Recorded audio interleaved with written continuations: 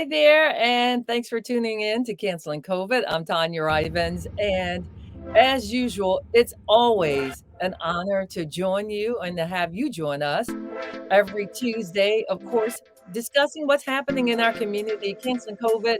Folks, we're still addressing the issue, real talk, real solutions to let you know how we're being impacted each and every day. It's so important that we continue to keep you informed. It doesn't always make mainstream media, and oftentimes you have questions. And so we're here to provide those information or that information for you. It's a great day. We had liquid sunshine quite a bit yesterday, a little bit cooler, but we are setting ourselves up for a great week of a lot of sun. And that means a lot of activity, a lot of coming together, a lot of getting back outside. But what you got to be very careful about and be cautious is we're still dealing with COVID. And that's been our main thing. We continue to say that. We continue to let you know that this is happening. And we want you to at least be the mouthpiece or the voice of reason for those that just choose to completely say, hey, I'm sick and tired of dealing with it. We all are. But that doesn't mean that you shouldn't deal with it. So, of course, I want to start by thanking our sponsor, Groundwater Solutions, groundwater-solutions.org, groundwater-solutions.org, 704-596-0505. And, of course, I have to bring in someone who's very knowledgeable about what's happening in the community and that can help us navigate this conversation. None other than Dr. Tracia Black of Groundwater Solutions. First of all, good morning and thank you so much for always being available to work with us as we work to educate our community. Good morning, Tanya. How you doing this morning? Doing fantastic. Doing great for a Tuesday. Had a great weekend, Resurrection weekend. And what about yourself? Wonderful, wonderful. Awesome. Still flying high from the weekend. Yeah. It was so good to be back. I went to my mom's, the church that I really grew up in and will always be connected to that. And it just felt good to be back amongst family and to worship. It was just pretty amazing. So much love in the room. So people certainly are appreciative that we're able to gather again. But we see some stuff happening here. We got to just dive right in. And it's a little concerning. It has to be to everybody. So let me just say this. We still have COVID happening, folks. We know that. We're talking about it every week. And I'm going to continue working on this project. And I'll talk more later about how you're helping me out with yet another project that we're doing. But it helps these conversations, being a mouthpiece for the community. God bless you for that. But we are still seeing as a country at least 500 deaths a day. We're still seeing about 30,000 cases. And yet and still, people seem to think that everything's okay. Right. I think for a while, Tanya, people have not been personally touched by COVID-19 in say the last 3 to 6 months. And so we think that, again, that it's over, that we have nothing to be concerned about. But I do believe that we're about to see a shift that's going to come on quickly, that we're going to see those numbers, as we talked about last week, going back up. But I think you're going to also start seeing it personally in your family, in your workplace. You're going to start hearing again about people that you know personally who are contracting COVID-19 and what they're experiencing. So as I hear you say that, I get just so frightened because I think about where we have come from. It's been 2 years and everyone, we've lost loved ones, even if it hasn't been, if it wasn't over the past 3 to 4 months. I mean, my heart just kind of goes out to, oh my goodness, as we have the elderly in our family, people who have underlying health conditions. And we've been talking about trying to encourage everyone to be proactive, check on your health, have a healthier lifestyle. People have commended me for having you even talk about some of the alternative ways to address the issue. But, I don't know what else besides to keep talking about it to kind of say, I'm talking to you. Please listen. I think we have to consistently be a reminder. Okay. People need reminders, when we go about our daily lives and we're all so busy, we have issues and problems. And we, again, like in the communities of color, one of the things I said at the very beginning is that we have 99 problems and COVID just isn't one. It's not at the top of our list. So we still have to push leaders to address those problems so we can better focus on our health in every area, not just COVID-19. But we have to be that voice that keeps reminding people, remember to be safe, remember to eat healthy, remember to mask up, remember to protect your space when you're out in public, like you did. You talked about doing that at a store one day. We have to consistently be reminded of that because society is moving on and we're not yet safe to do that. So let's kind of just dissect everything as much as we can in 30 minutes, starting with our leaders, holding them accountable. So I was at a Mhm, town meeting last night in Cornelius, and there was a survey, and the conversations about how do we spend this money from the American Rescue Plan. A mhm, survey was done in the community. Nowhere on there did anyone suggest that you take some of those funds and educate the community. And I was mhm, sitting there going, oh my goodness, mhm, nobody is interested in educating our community about mhm, how to deal with COVID. Is that mhm. surprising to you? It is not surprising to me at all. I think we have leaders and they are great leaders for the most part. But sometimes we go in these rooms and we make these policies, procedures, and create programs without bringing people who are part of the community to the table. So we design things that really don't work. And we put these wonderful programs in place that people don't access. I remember you had on here once about rent assistance. And Right. we got this huge pot of money that people were not accessing. We're saying, well, why aren't people applying? Well, it's a great program, but if we're not out in the streets, literally knocking on doors, going to where people live, where they work, where they eat, and they aren't aware of programs, they're not going to access them. Or if they're not aware of their need, we're not educating them about what health really looks like, they're probably not going to take advantage of these beautiful programs that we design behind closed doors. I think that's the leaders have to kind of get that light bulb that they have to be in the community in order to design programs for the community or go in the community and Right. design the programs with the people. And that you make a great point right there. And along those lines, Mecklenburg County is now offering some assistance, mortgage assistance to those in the county outside of the city, because we've talked about, and to your point, some more money was given to, I believe it was Dream Partners. I've listed and shared that information. And they went through a lot of that money, and some more was provided to help people with their mortgages and just to help them stay in their homes. Mhm, And now there's funding available for the county. So if you're in some of the outlying towns, Cornelius, Davidson, Huntersville, Matthews, and Mint Hill, there's some mhm. mortgage assistance available for you as well. Just reach out to Mecklenburg County and you can go to their website, metcountync.gov. Let's move on to the next one.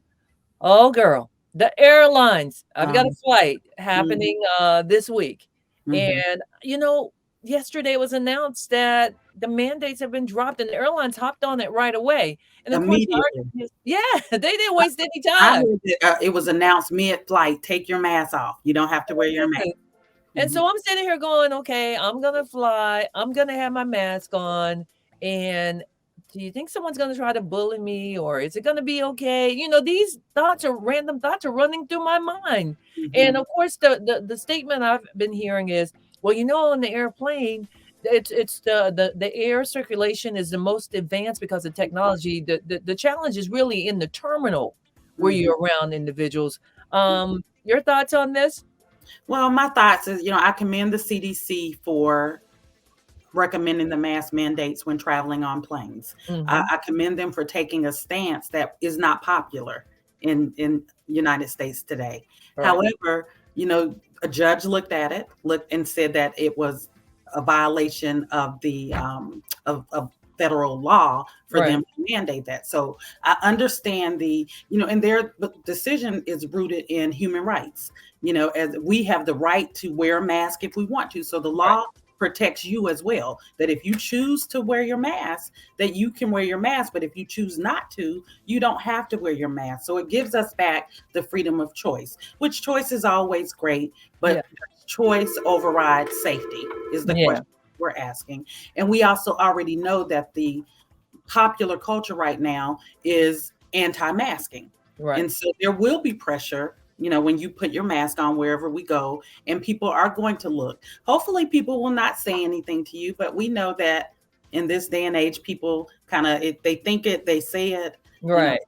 We just have to be confident in what we do and don't be discouraged if I make a choice for my personal safety that you disagree with. I can't be frustrated if you comment on that, and have your answer ready. How will you respond? Will you Yeah. just ignore them, or will you have a ready response? Absolutely. That's a great way of putting it. I always think about the nail salons all the time that we've been going in there and they've got Mhm, masks on and we don't. I don't think I'll ever return to a nail salon without a mask on, whether it's mhm, required or not. Now, recently, even though the mask mandate was lifted for the state, they were still asking at the salon that you put your mask on, and mhm, pretty much everyone did have theirs on. Now, Philadelphia, again, we talked about this. They have mhm, taken the bold, unpopular mhm, position and have reintroduced the mask mandate, and they are being sued by some businesses. It's mhm, for indoors, outdoors you're fine, but indoors, and now they're being sued. Now, mhm, what I foresee on the other side is Philadelphia is going to come out looking like a real true champion. What's your mhm. thoughts on that? I believe that. I believe that, it's the city of brotherly love, and they love each other enough to fight that fight for their community. So I commend them. I understand, even with the flying and the mask mandate for planes that has been taken away, they still give the airline, any business, any airline, the right to mandate that for their business. So, there's some wiggle room in there, even Yeah. if you want on in your facility to mask, and you can do that, or social distance. I think what's happening in Philadelphia is, again, they believe they should have the right to choose, but Yeah. human safety overrides public opinion and public choice, in my opinion. And if it's their city, they have the right to do and mandate what they choose. And I commend them for standing up. Well, one more thought on the airlines. The thought is for the flight attendants. The pilots are okay. They're locked away in their own private, Mhm, mhm, portal covered area, and the flight attendants are mhm, out there with the masses having to deal with that. But let's move on and talk about what's happening at Groundwater Solutions, which has a pulse on what's happening in the community. Tell us more about what you're seeing as of mhm. yesterday. So I'm seeing the numbers go up continually since about 2 to 3 weeks ago. The numbers have been rising. What I'm noticing is, in this period, we're in the midst of spring and allergies, and so lots of folks are experiencing reactions from the pollen and all the other allergens that are out there. So Mhm. the symptoms that I'm seeing with COVID-19 really mimic those same allergy symptoms. And so folks are hesitant to get tested. They're treating at home. But typically, when they show up here with those allergy symptoms, they're congested, they're coughing, their eyes are itchy. And and they'll say, "Oh, I've been fighting this for a week and it just won't go away." And they're testing and they're coming up positive. So I'm encouraging folks, if you're having those symptoms, cold, flu-like symptoms, of course, but just even the allergy symptoms, consider getting tested. Because again, you may just be fighting allergy symptoms at home or out, you're going to work, but you may encounter someone who is going to have a very dangerous reaction to the virus. So we need to be safe and not be carriers who are unaware. So that makes it even more tough, Dr. Black, because now you're saying everybody knows we've got one of the Mhm, worst regions for allergies. mhm, Uh, Yours included. I've yeah, been a victim of allergic to just about everything for years, and I pretty mhm, much have it under control. I've done the immunotherapy. I know when to take, what to take, how it mhm, all comes together. But you're mhm, telling me now, especially as people relocate to this area and they've never had allergies before, and then they mhm, start getting, and everybody, oh, you've got allergies because you usually see the pollen everywhere. You can see the film on your car and on the sidewalk. You're saying, um, if you think it's allergies, don't just write it off, get tested. mhm. Is that what I'm hearing from you? I'm saying test as a precaution. Okay. It's a way that we now have to live our lives. If we come down with a cold, if we have allergies, if there's something different in our bodies, we need to test to make sure that, one, we're aware if we're carrying the COVID-19 virus and that we don't pass it around. So I think we check for any illness that we have. We should Okay. check as a precaution. It's very important. And we've we've had festivals, we've had Easter. Yeah. There has been some folks who came home from Aggie Fest this weekend at Mhm. A&T with positive for COVID-19. So again, just like the Omicron virus in January, if you're in the room, it is very likely that you're going to contract the virus. So if we know that 10 people coming out of Aggie Fest came back with the virus, then that means there are probably a lot more folks there who also contracted the virus. And interesting you mentioned that because I think I also read where there was a recent outbreak, I believe at Howard University. Same thing with college students. And you're right, we're coming out of spring break and coming out of Easter Resurrection weekend and all of these gatherings. And we are trying, we're really trying, and I'm speaking for my family, trying to be safe and cautious. Of course, it's tough with teenagers. It really is, no denying that. But Mhm, just trying to keep that conversation in the forefront. And hey, you've got to be careful about that. mhm, Testing is very important. You all mhm. are still providing that, but are people telling you they're using their take home or their home test kits? They are, which I Oh, really encourage. so people And are using those. they are using those. Okay, and they seem to be fairly reliable? Oh, I would again, they're reliable in that if you test positive, then you know I can respond. We do know that the rapid tests have a percentage of false negatives, meaning that they can miss the virus if the viral load is not high enough. So, it's better than doing nothing, is what I will say.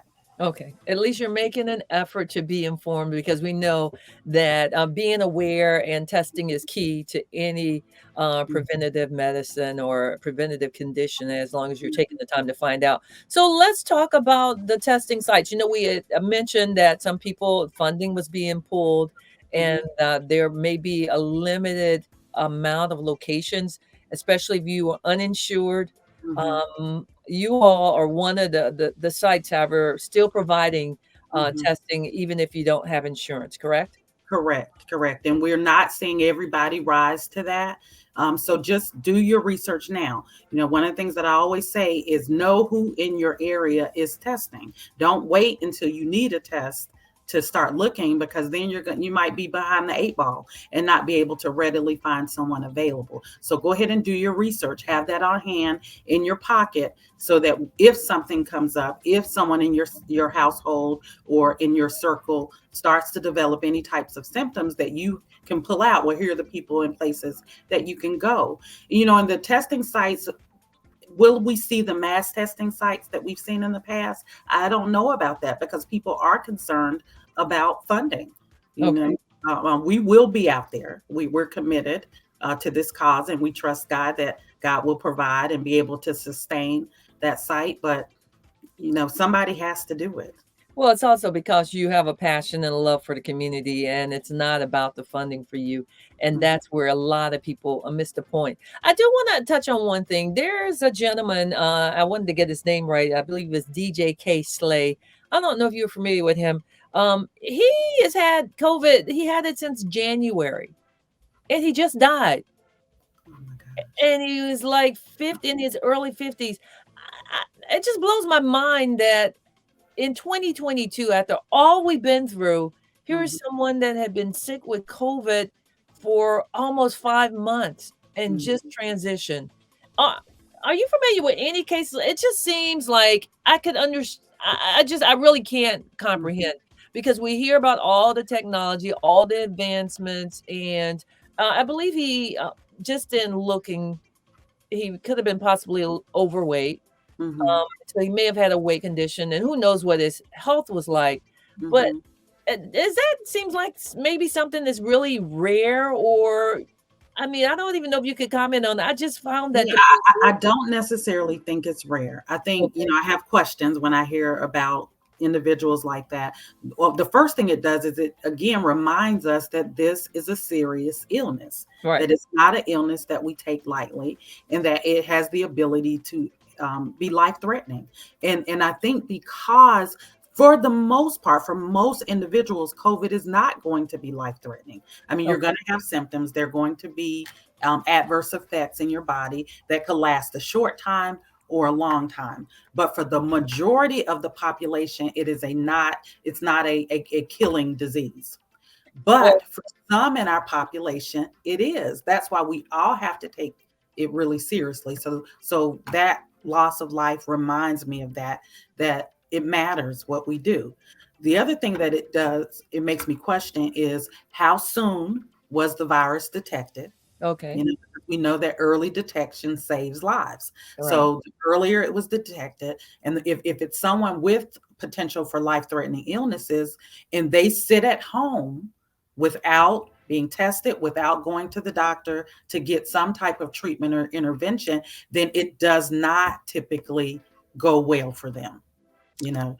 Oh, well, God bless him and his family. It's just, it was just so shocking, and especially with him being a DJ, and I know some Mhm. people that knew him, and I was just trying to process, someone having it for that long and just passing away. And it goes back to healthier choices, everyone, a healthier lifestyle. We can't preach Mhm. that enough, which would be helpful with the funding, the American Rescue Plan funding, if it was earmarked and specifically said you've got to include some education on this topic. But let's continue. I know I've got to let you go. I've got another guest that I want to schedule. I'm not exactly sure, but the information that you're sharing, I think, is very valuable, and that's what we are planning to do here is just educate our community. The Mhm. Omicron subvariant 2, I guess, is the proper name or what they're calling it.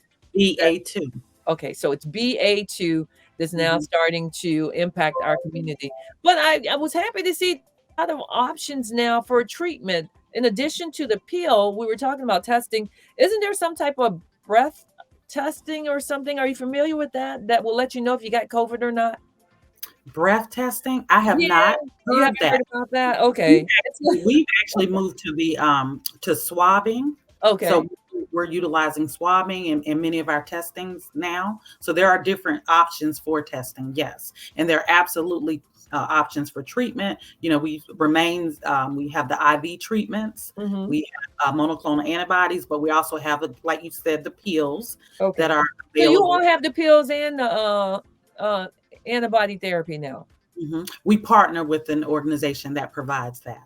Okay. Well, that's Mm, a good option, especially for people who don't want to be bothered with the needles. That's really absolutely. yeah, Hmm. I did see, I was trying to find where it was. I did see something where there's some type of, like a breathalyzer that tells you whether you have yeah, I'll have to share it with you that lets you know whether you have COVID or not. And that just speaks to science, continuously developing, advancing, making sure that our community is taken care of. So I appreciate that. So Now, I those know I of have us to let who you are go. passionate about this, we're not going to stop working on it and making it more accessible, giving you different options. And so I'll commend them for keeping up the good work. Well, clearly it's not going away, so we're gonna have to keep dealing with it. So I'm gonna wrap things up here with you. Is there anything else that you would like to share? I know you had your job fair a couple weeks Mhm. ago, and would love to have an update on how things are going, and just whatever you all are working on that focuses on the community, which is Well, almost everything. yes, it is. Yeah. Um, we're working, our job fair again went really well. We have two rounds of folks who are starting employment here. And we're actually meeting this morning at Okay. excuse me, at 10 a.m. with our staff. And we are doing testing before we enter the building Okay. because that is a safety protocol that we practice here at Genesis and Groundwater. So we're just kind of getting folks kicked off. We're renewing our purpose to really impact this community. So we have different programs popping up. I'll bring an outline and share with you guys in future weeks. Hey, Dr. Black, before I let you go, are you all doing virtual visits as well? Is that incorporated with you so people don't even have to leave their home if They they do not have to leave their homes. We are all of the documents that you need to sign. We deliver using a DocuSign format to your phone or your email address, and you can hop on with a clinician. We also have community health workers because some things cannot be done virtually. Sometimes right? medical professionals need to lay their hands on you.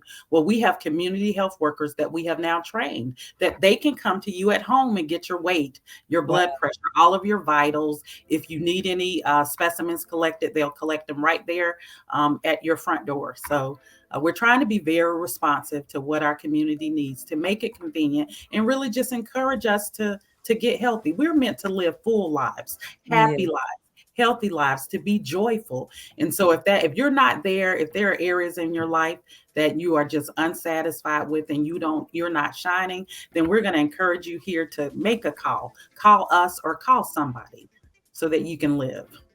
Well, and that leads right into calling you at 704-596-0505, 704-596-0505, or you can hop on the website groundwater-solutions.org. And Dr. Tricia Black is joining me next weekend. We'll talk more about it, teaching in color, to continue to keep this conversation going, educating our community, because we want to work together to cancel COVID.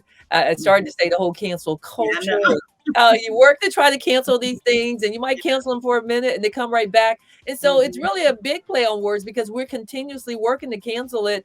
But we also know that it's going to be with us for a while, but we still can get better control over it. So thank you again for You're taking the time to welcome. talk with us. All Thank right. you. Bye, everybody.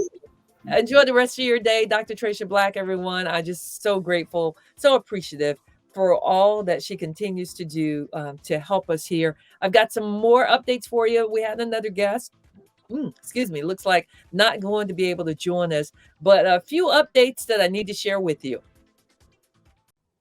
So a few updates for you as we wrap things up. Again, thank you to Dr. Tricia Black of Groundwater Solutions. We appreciate her each and every week, consistently here, taking time out of her busy schedule to make sure that she is joining in, having this conversation. I also wanted to remind you, please take an opportunity and check out this report, The Impact of COVID-19 on Low-Income Households and Communities in North Carolina, assessing the impact.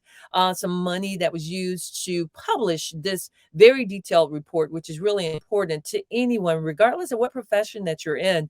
It's a great opportunity to understand and know what's happening in our community and the long-term effects, not to mention that we'll be dealing with canceling, dealing with COVID. We are looking to cancel it, but certainly we'll be dealing with it for quite some time. And we just want you to be informed, be knowledgeable. So again, here's the report. It was provided by funding from the Keenan Institute UNC.edu, assessing the impact of COVID-19 on low-income households and communities in North Carolina. I mentioned to you, I'm going to try and get a guest on next week. I wanted to find out more information, and there is actually a breathalyzer that's being used that was approved. The date looks like it was approved this month on April 14th. It's the first COVID-19 diagnostic test using breath samples. So obviously the operator has to be qualified and trained to be able to administer it. But think of the advancement, and this test can be used in breath samples to determine whether you have COVID-19 or whether you do not, including the chemical compounds and breath samples associated with this new variant, the SARS-CoV-2. Dr. Black referred to it as something a little bit more technical, but that's not my wheelhouse. I just know we've got research now of cases that are coming back upon us. And I know everyone wants to get it in for the holiday season. We're headed up towards Memorial Day, coming out of Easter Resurrection weekend. And, summertime, warm weather, that's what we do. Have a lot of fun, but just be mindful, especially if you're going to be inside. And speaking of being mindful, I think it's important to share with you, there is quite a bit of job opportunities happening right now with the city of Charlotte. So get with anyone, let them know if they're looking for a job or looking for a switch in their career. I saw where the city of Charlotte is hiring sanitation workers, street maintenance, even for their garage. And a lot of these jobs are offering signing bonuses, and their starting salary. I saw one started at $15 an hour, another at $20 an hour. And a lot of times, oftentimes, this is a great option for people if they've had maybe transition on their journey and may not have the work history that may always be required. Here's a great opportunity. Again, charlottenc.gov. There's actually a job fair on this Friday, but all this information at charlottenc.gov. We want to make sure that you're informed, you're aware, and have an opportunity to just improve your situation. Or if you're comfortable where you are, that's great as well. But charlottenc.gov, they are actively looking for sanitation workers, workers for street maintenance, as well as one of their garages. Well, my friends, It's time for me to move out of the way. It's been great chatting with you as always every week. Please share, take the opportunity, and let others know that we're here having this conversation. We'll be here every Tuesday. As always, life's challenges make you better, not bitter. I appreciate you more than words because we've been at this now for over 2 years and continuing to find ways to continuously bring you the information. If you're interested in sponsorship, you can always reach out to me. If you're interested in being a guest at rivenstanya@gmail.com, that's rivenstanya@gmail.com. I'll be listening for you on this Saturday. You can catch me on the air, Sounds of Inspiration on Praise 100.9 FM every Saturday from 10 a.m. to 2 p.m. You can catch Tea Time. You can catch my blogs at praisecharlotte.com. A lot of exciting information to share with you as well. Again, I appreciate you joining us. Have a great day. Get out and enjoy this wonderful weather. Be safe and be, like I always say, be safe, be alert, be well, and check on your neighbor. And thanks for tuning in to Canceling COVID. Together, we are committed to doing this, and we couldn't do it without your support every week. Have a great day, everyone. And again, thanks for joining us.